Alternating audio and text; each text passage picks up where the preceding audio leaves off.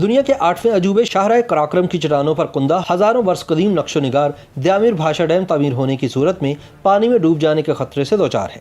اس dam کی تعمیر سے جہاں بہت سے گاؤں پانی میں ڈوب جائیں گے، وہیں یہ قدیم کندہ چٹانیں بھی ڈیم کے پانیوں میں ڈوب کر ہمیشہ کے لیے نظروں سے اوجھل ہو جائیں گی۔ شاہراہ قراقرم پاکستان کے شمال میں واقع وہ عظیم راستہ ہے جو وطن عزیز کو چین سے ملاتا ہے۔ اسے قراقرم ہائی وے، N35 اور شاہراہ ریشم بھی کہتے ہیں۔ یہ دنیا کے عظیم پہاڑی سلسلوں قراقرم اور ہمالیہ کو عبور کرتی ہوئی درہ خنجراب کی 4693 میٹر بلندی سے ہو کر چین کے صوبہ سنکیانگ کو پاکستان کے شمالی علاقہ جات سے ملاتی ہے۔ یہ دنیا کی بلند ترین بین الاقوامی شاہراہ بھی ہے۔ دریائے سندھ، دریائے گلگت، دریائے ہنزا، عطا آباد جھیل، کئی قدیم کندہ چٹانیں، قبرستان، یادگاریں، نانگا پربت اور اکابوشی کی چوٹیاں، متعدد گلیشیئرز اور معلق پل اس کے ساتھ ساتھ واقع ہیں۔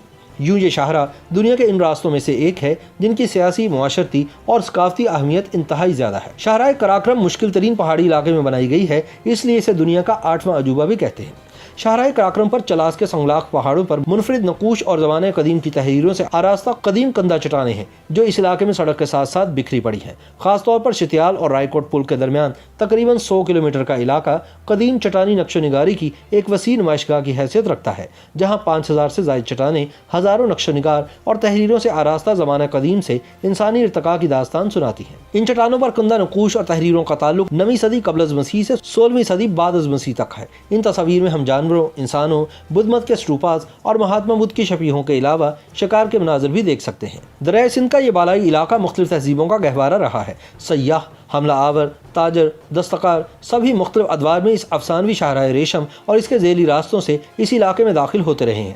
صدیوں کے سفر میں ان میں سے بہت سو نے یہاں سے گزرتے ہوئے ان چٹانوں پر اپنے ثقافتی اور مذہبی نقوش چھوڑے ہیں۔ ان چٹانوں پر کندہ نقوش کے موضوعات اتنے متنوع ہیں کہ یہ علاقہ دنیا میں کندہ چٹانوں کے مطالعے کا اہم ترین مرکز بن چکا ہے۔ لیکن بدقسمتی سے پاکستان میں متعلقہ حکام نے اس علاقے میں اس کام کو ترقی دینے کی کوئی خاطر خواہ کوشش نہیں کی، جس کے نتیجے میں پاکستان کا یہ عظیم ثقافتی ورثہ اور سیاحتی سرمایہ زبوں حالی کا شکار ہے۔ تحفظ کے لیے مناسب انتظامات نہ ہونے اور عوام الناس میں آگہی نہ ہونے کے سبب یہ انمول ورثہ شدید خطرات سے دوچار ہے۔ ایک مشہور جرمن ماہر آثار قدیمہ جو سال 1989 سے گلگت بلتستان کے اس علاقے میں ماضی کے ان شاہکاروں پر کام کر رہے ہیں، ان کے مطابق یہاں ان چٹانوں پر 50,000 تصویریں اور 5,000 سے زائد تحریریں جو قدیم زبانوں مثلاً خروستی، براہمی، سوگڈین، چینی اور پروٹوزرازا میں لکھی گئی ہیں۔ نقوش اور تحریروں سے آراستہ یہ کندہ چٹانیں کئی صدیوں پر محیط انسان کے تہذیبی ارتقاء سے پردہ اٹھاتی ہیں اور ہزاروں سال سے انسانیت سے ہم کلام ہوتی آئی ہیں۔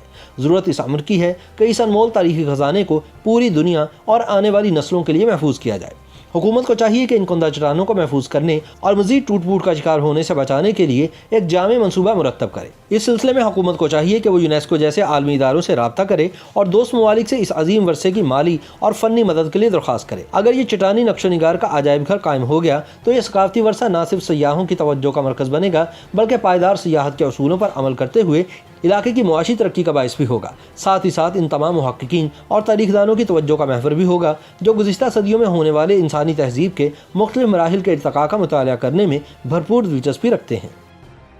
YouTube پر گوگلی نیوز دیکھنے کے لیے youtube.com کی سرچ بار میں googly news T V type کریں۔ گوگلی نیوز کے پیج پر سرخ رنگ کے سبسکرپشن والے بٹن پر کلک کرنا نہ بھولیے۔ YouTube پیج پر اپلوڈ ہونے والی ویڈیوز سے باخبر رہنے کے لیے بیل آئیکن پر کلک کیجیے۔ آپ کو ہر نئی ویڈیو کے بارے میں نوٹیفیکیشن موصول ہو جائے گا۔